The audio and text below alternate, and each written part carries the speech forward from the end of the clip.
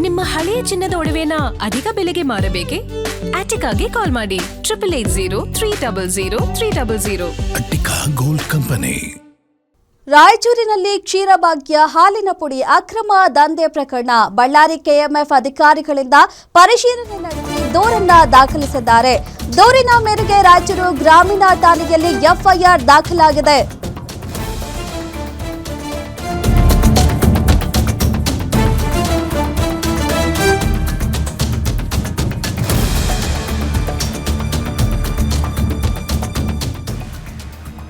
ರಾಯಚೂರಿನಲ್ಲಿ ಕ್ಷೀರಭಾಗ್ಯ ಹಾಲಿನ ಪುಡಿಯ ಅಕ್ರಮ ದಂಧೆಯನ್ನ ನಡೆಸಿದ್ದಾರೆ. ಬಳ್ಳಾರಿ ಕೆಎಂಎಫ್ ಅಧಿಕಾರಿಗಳು ಈ ವಿಚಾರಕ್ಕೆ ಸಂಬಂಧಪಟ್ಟಂತೆ ಪರಿಶೀಲನೆ ನಡೆಸಿ ದೂರನ್ನ ದಾಖಲು ಮಾಡಿದ್ದಾರೆ.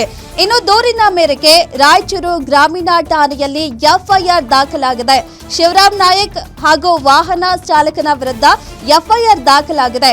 ಹಾಲಿನ ಪುಡಿಯನ್ನ ಅಕ್ರಮವಾಗಿ ಸರಬರಾಜು ಮಾಡುತ್ತಿದ್ದ ಗುತ್ತಿಗೆದಾರ ಶಿವರಾಮ್.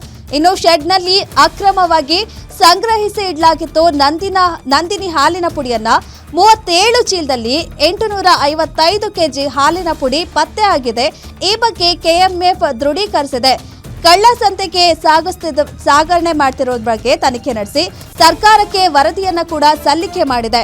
ಗುತ್ತಿಗೆದಾರ ಶಿವರಾಮ್ ನಾಯಕ್ ಲೋಪದ ಬಗ್ಗೆ ಈ ಪತ್ರದಲ್ಲಿ ಪ್ರಸ್ತಾಪವನ್ನ ಮಾಡಿದೆ. ಏನು ಶಾಲಾ ಮಕ್ಕಳಿಗೆ ಕೊಡುವಂತಹ ಕ್ಷೀರಭಾಗ್ಯ ಅಡಿಯಲ್ಲಿ ಹಾಲಿನ ಪುಡಿಯನ್ನ ಅಕ್ರಮವಾಗಿ ದಂಧೆ ನಡೆಸಿದ್ದಾರೆ. ಒಂದು ಶೆಡ್ನಲ್ಲಿ ಸುಮಾರು 855 ಕೆಜಿಯಷ್ಟು ಹಾಲಿನ ಪುಡಿಯನ್ನ ಸಂಗ್ರಹಿಸಿದ್ದಾರೆ ಕಾಳಸಂತೆಯಲ್ಲಿ ಮಾರಾಟ ಮಾಡೋದಕ್ಕೆ ಅಂತ.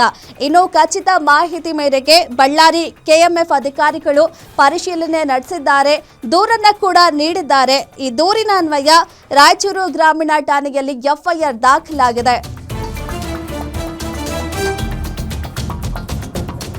ಅಪೌಷ್ಟಿಕತೆ ಹೋಗಲಾಡಿಸಲು ತಂದ ಯೋಜನೆಗೆ ಕನ್ನ ಹಾಕಿದ್ರೆ ಸುಮ್ಮನಿರಲ್ಲ. ಕ್ಷೀರಭಾಗ್ಯ ಹಾಲಿನ ಪುಡಿ ದಂಧೆಕೋರರಿಗೆ ರಾಯಚೂರಿನ ಜಿಲ್ಲಾ ಪಂಚಾಯತ್ ಸಿಇಒ ಎಚ್ಚರಿಕೆಯನ್ನ ನೀಡಿದ್ದಾರೆ. ಜಿಲ್ಲಾ ಪಂಚಾಯತ್ ಸಿಇಒ ಈಶ್ವರ್ ಕುಮಾರ್ ಕಾಂದು ಖಡಕ್ ವಾರ್ನಿಂಗ್ ಅನ್ನ ನೀಡಿದ್ದಾರೆ. ಸುಲ್ತಾನಪುರದಲ್ಲಿ ಮಾತ್ರ ಅಲ್ಲ, ಜಿಲ್ಲೆಯ ಇನ್ನೆರಡು ಕಡೆ ಕೂಡ ಇದೇ ರೀತಿ ಆಗ್ತಾ ಇದೆ ಅನ್ನೋ ಮಾಹಿತಿ ಇದೆ. ಪರಿಶೀಲನೆ ನಡೆಸಿ ತನಿಖೆ ನಡೆಸಿ ವರದಿಯನ್ನ ನೀಡೋದಕ್ಕೆ ಶಿಕ್ಷಣ ಇಲಾಖೆ ಅಧಿಕಾರಿಗಳಿಗೆ ಸೂಚನೆಯನ್ನ ಕೊಟ್ಟಿದ್ದೀನಿ ಅಂತ ಹೇಳಿ ಜಿಲ್ಲಾ ಪಂಚಾಯತ್ ಸಿಇಒ ಈಶ್ವರ್ ಕುಮಾರ್ ಅವರು ಖಡಕ್ ವಾರ್ನಿಂಗ್ ಅನ್ನ ಕೊಟ್ಟಿದ್ದಾರೆ.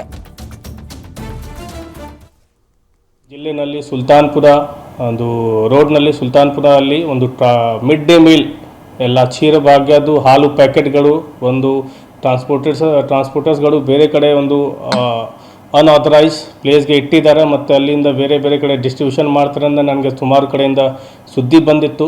ಮೀಡಿಯಾ ಅವರ ಕಡೆಯಿಂದ ಕೂಡ ಮತ್ತು ಸಾರ್ವಜನಿಕರು ಕೂಡ ನನಗೆ ತುಂಬ ಮೆಸೇಜ್ ಮಾಡಿದರು. ಅದು ಆದ ನಂತರ ನಾನು ನಮ್ಮ ಇಒ ಮಿಡ್ ಡೇ ಮೀಲ್ ಪ್ರಭು ಕಣ್ಣನ್ ಅವರಿಗೆ ಆ ಸ್ಪಾಟ್ಗೆ ಕಳಿಸಿದ್ದೆ. ಸ್ಪಾಟ್ ಕಳಿಸಿದಾಗ ಅವರು ಕೂಡ ಈ ಎಲ್ಲ ವಿಷಯ ಬಗ್ಗೆ ನಮಗೊಂದು ಪುಷ್ಟಿ ಮಾಡಿದರು ಮತ್ತು ಕೆಎಂಎಫ್ ಅವ್ರ ಜೊತೆ ಮಾತಾಡಿಸ್ಕೊಂಡು ಕೆಎಂಎಫ್ ರೆಪ್ರೆಸೆಂಟೇಟಿವ್ಸ್ ಕೂಡ ಆ ಸ್ಪಾಟ್ಗೆ ಹೋಗಿ ವಿಸಿಟ್ ಮಾಡಿಸ್ಕೊಂಡು ಸಂಬಂಧಪಟ್ಟ ಟ್ರಾನ್ಸ್ಪೋರ್ಟರ್ಸ್ ಮೇಲೆ ಒಂದು FIR ಮಾಡಿದ್ದೇವೆ. ಈಗ ನಾನು ನಮ್ಮ ಇಒ ಮಿಡ್ ಡೇ ಮೀಲ್ ಅವ್ರ ಮುಖಾಂತರ ಒಂದು ಡಿಟೇಲ್ ವರದಿ ಕೇಳಿದ್ದೇವೆ. ಆ ಡಿಟೇಲ್ ವರದಿ ಅಂದರೆ ಜಿಲ್ಲೆಯಲ್ಲಿ ಅದೇ ರೀತಿ ಬೇರೆ ಬೇರೆ ಕಡೆ ಕೂಡ ನಡೀತಾ ಇದೆ ಅಂತ ನನಗೆ ಇನ್ನೂ ಕಂಪ್ಲೇಂಟ್ ಬಂದಿದ್ದು. ಉದಾಹರಣೆಗೆ ಗಬ್ಬೂರ್ ಅಂತ, ಈ ಗಬ್ಬೂರ್ನಲ್ಲಿ ಈ ಥರ ವಿಷಯ ಬರ್ತಾ ಇದೆ, ದೇವದುರ್ಗನಲ್ಲಿ ನಡೀತಾ ಇದೆ, ಲಿಂಗಸಗೂರಿನಲ್ಲಿ ನಡೀತಾ ಇದೆ ಅಂತ ಸಾಕಷ್ಟು ಕಂಪ್ಲೇಂಟ್ ನನಗೆ ಮೆಸೇಜ್ ಮಾಡಿದ್ದಾರೆ. ಈ ಎಲ್ಲ ವಿಷಯಕ್ಕೆ ಒಂದು ಡೀಟೇಲ್ ಆಗಿ ವರದಿ ಕೊಟ್ಟ ನಂತರ ಈ ಎಲ್ಲ ಸತ್ಯತೆ ಸಿಕ್ಕಿದ್ರೆ ಖಂಡಿತ ಟ್ರಾನ್ಸ್ಪೋರ್ಟರ್ಸ್ ಮೇಲೆ ಕೂಡ ಆ್ಯಕ್ಷನ್ ಮಾಡ್ತೀವಿ.